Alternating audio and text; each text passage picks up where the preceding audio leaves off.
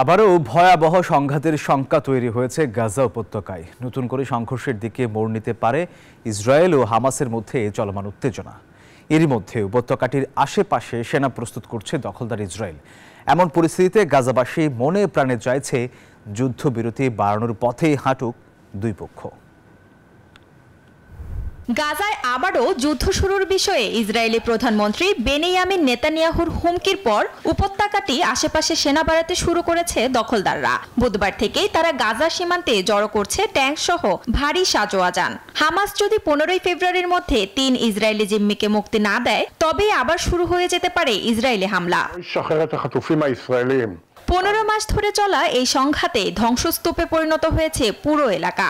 অধিকাংশ মানুষ হয়েছে বাস্তুচ্যুত।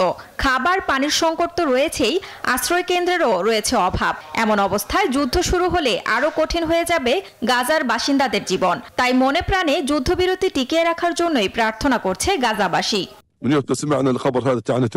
7বার বাস্তুচ্যুত হয়েছি আমরা।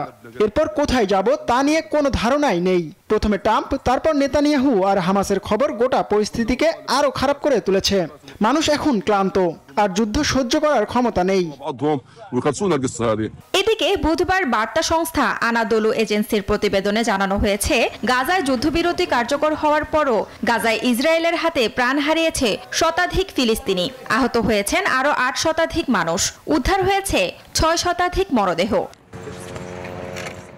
Desk report, news 24।